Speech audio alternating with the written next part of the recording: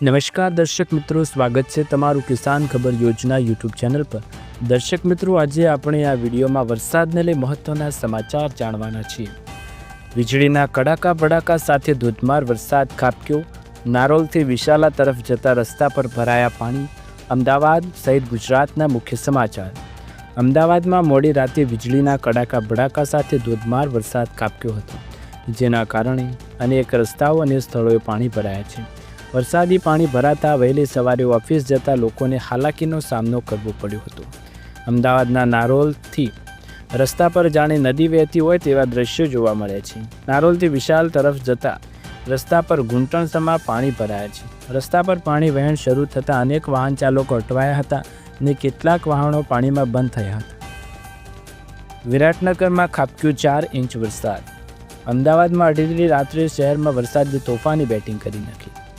અમદાવાદમાં ગાજવીજ અને પવન સાથે સૌથી વધારે વિરાટનગરમાં વરસાદ જોવા મળ્યો, જ્યાં 4 ઇંચ વરસાદ નોંધાયો છે। ત્યારબાદના મહત્વના સમાચાર વિશે વાત કરીએ તો છેલ્લા 24 કલાકમાં 160 તાલુકામાં ખાબક્યો વરસાદ। સૌથી વધુ ડાંગના આહવામાં 9.8 ઇંચ વરસાદ નોંધાયો છે। ગુજરાતના વિવિધ જિલ્લાઓમાં ચોમાસાની જમાવટ થઈ ચૂકી છે। હવામાન વિભાગની આગાહી વચ્ચે અનેક વિસ્તારોમાં ધોધમાર વરસાદ ખાબક્યો છે।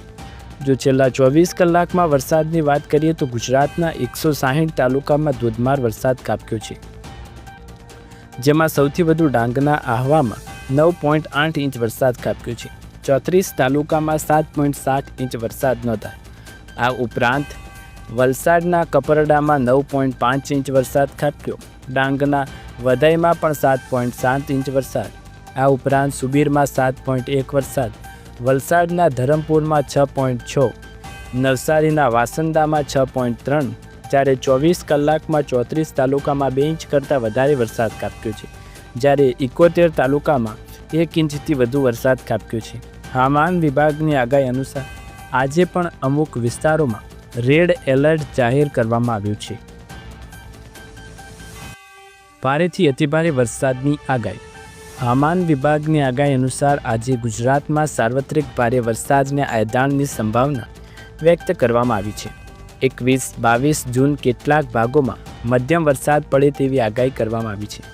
આ ઉપરાંત 22 થી 24 જૂન ગુજરાતના કેટલાક ભાગોમાં અતિભારે વરસાદ ખાબકી શકે છે। ભારેથી અતિભારે વરસાદની આગાહીના કારણે માછીમારોને 5 દિવસ દરિયો ન ખેડવાની પણ સૂચના આપવામાં આવી છે। પવનની ગતિ 40 થી 50 કિલોમીટર પ્રતિ કલાકની રહી શકે તેવા હવામાન વિભાગની આગાહી જણાઈ છે।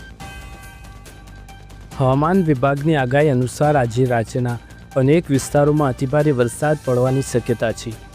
આજે અનેક જિલ્લાઓમાં રેડ એલર્ટ આપવામાં આવ્યું છે। આગામી 3 કલાકમાં 12 જિલ્લાઓમાં રેડ એલર્ટ જાહેર કરવામાં આવ્યું છે। તેમાં સાબરકાંઠા, અરવલ્લી, મહીસાગર અને દાહોદમાં રેડ એલર્ટ આપ્યું છે, જ્યારે ભાવનગર, આણંદ, ભરૂચમાં પણ રેડ એલર્ટ આપવામાં આવ્યું છે। આ ઉપરાંત સુરત, નવસારી, વલસાડ, તાપી, ડાંગમાં રેડ એલર્ટ જાહેર કરવામાં આવ્યું છે। અમદાવાદમાં વરસ્યો ધોધમાર વરસાદ।